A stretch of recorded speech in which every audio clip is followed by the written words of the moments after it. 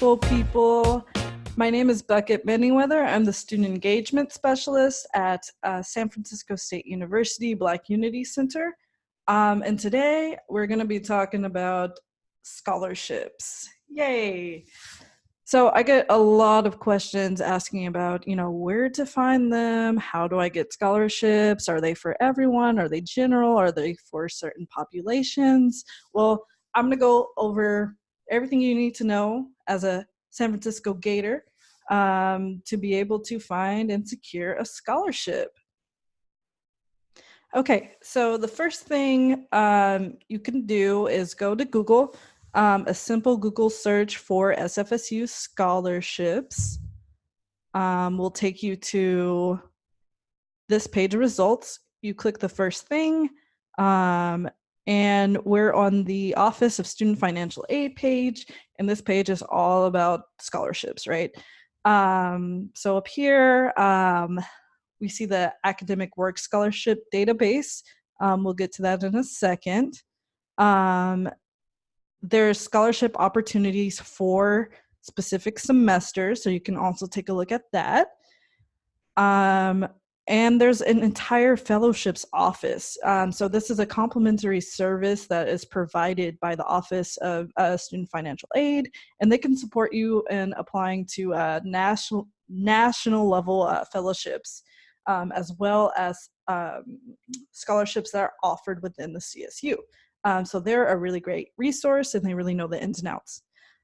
So sort of going back to the database, you can see all sorts of opportunities once it loads, and see it's sort of a thing where you scroll down and there's lots of different scholarships and different award amounts.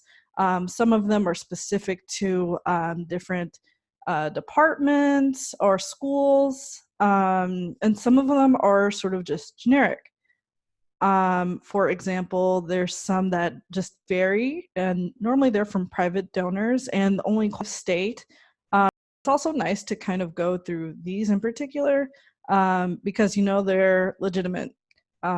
Sometimes with external scholarships, you have to make sure the source is not a scam or anything like that, and you always know if it's a scam if they ask for any personal information before you even apply. So that's how you know you're being scammed, so watch out for those. Here you can search different scopes. So say you're an Africana Studies major, you can just click Africana Studies and filter your opportunities. And then it'll come back and show you all the opportunities that are for Africana Studies majors. And this one is specifically for ethnic studies in general. So it's an award up to $3,000 a semester. So you have to make sure you're really aware of the deadlines approaching, or else they'll close on you.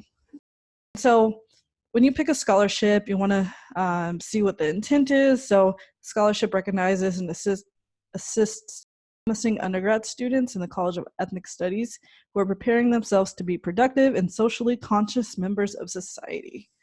So that's great. And then you go ahead and look at the criteria: minimum GPA of 2.0. That's also the university minimum.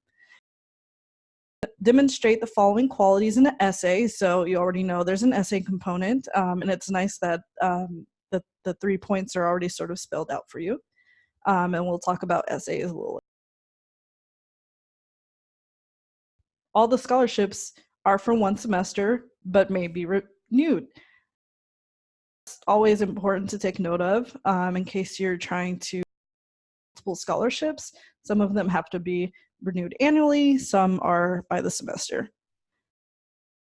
So yeah, just take note of who's eligible. Like, for example, some of these are for grad students, some of these are for undergrad. This is for everyone since we offer ethnic studies grad program here as well. And then a lot of them will have different supplemental questions that you should know about, especially if you're within the major. Normally they're really adjacent to whatever major you're studying in. that. If you go to external opportunities, these are the scholarships that are really not part of.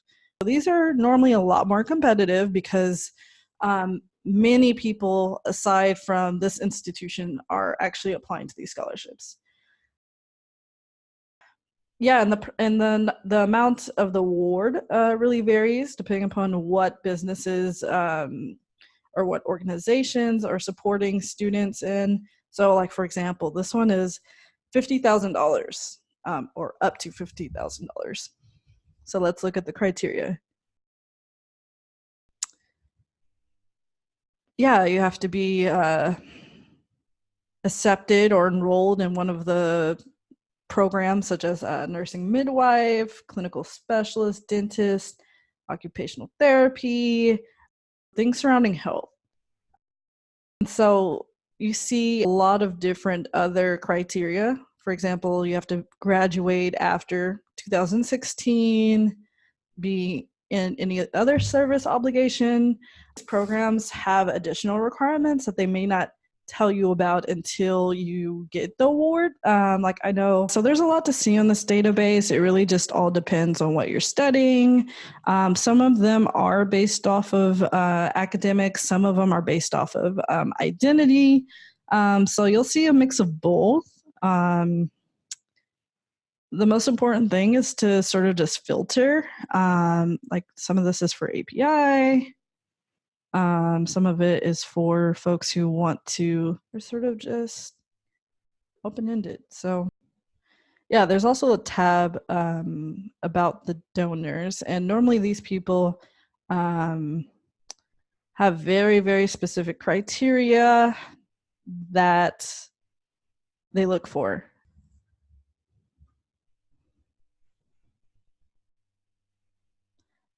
So you can learn a little bit more about the backstory of different folks who donate to scholarships and learn about what type of folk that they are looking for. And then so you see this person has donated scholarships to the health and social sciences. And again, you just start this process over and, just be sure to hit all the requirements as well as all the supplemental questions to earn your award. More external opportunities. So there are other sites that you can go on, such as, and it gives you an entire list of websites that have other scholarship opportunities available, depending upon what you want to do. Here's like study abroad funding. College Board was really big when I was getting into school from high school. There's a trusted site. So you definitely just put in your information. The more information, the better, because all of these things matter in scholarships. Like there's some that are really specific. Yeah, for example, if you have asthma, you might be considered for a scholarship.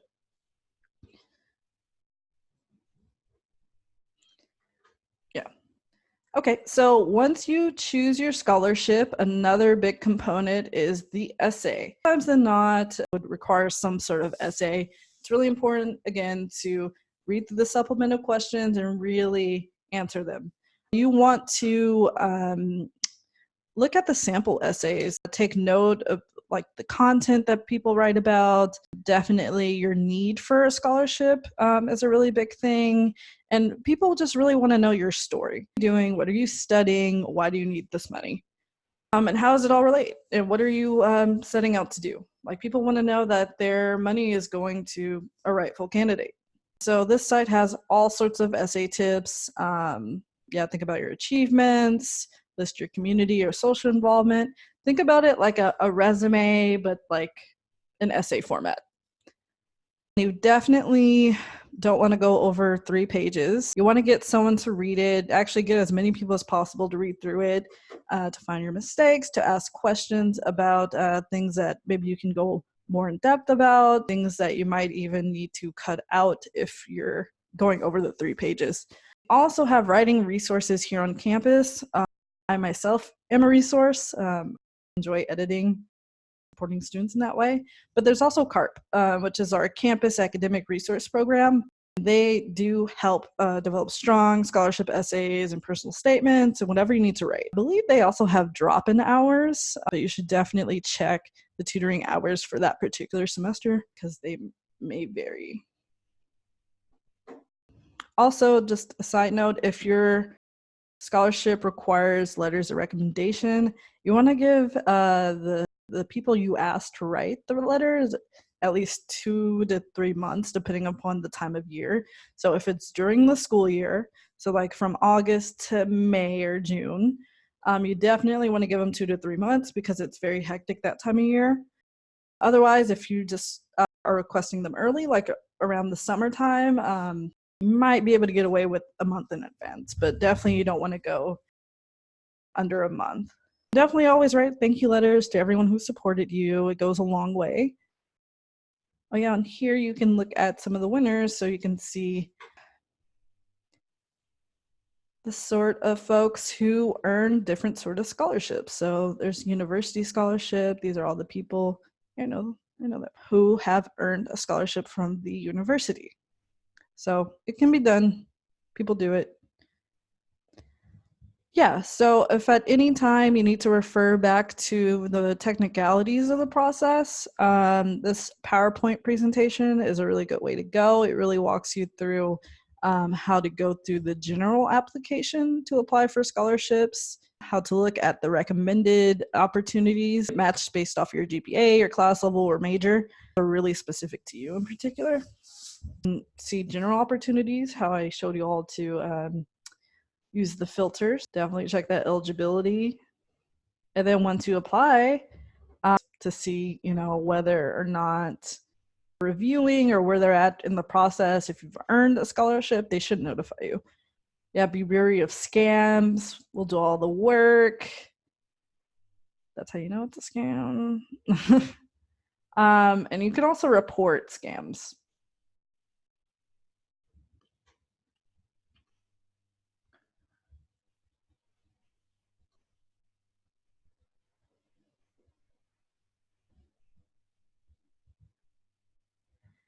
Yeah, so this PowerPoint is really A through Z. So if you're interested in a more cool way to look at it while you're actually going through the process, definitely check it out. And financial aid offers in-person counseling. I'm here in Village C. I'll go over it together. We can walk through the essay writing portion, whatever you need to earn some scholarships. Living in the Bay Area is rough. So that's my presentation for today. Definitely email me if you have any issues. My email address is bucket, BUCKET, no space, Manyweather, MANYWEATHER @ sfsu.edu. Happy scholarshipping.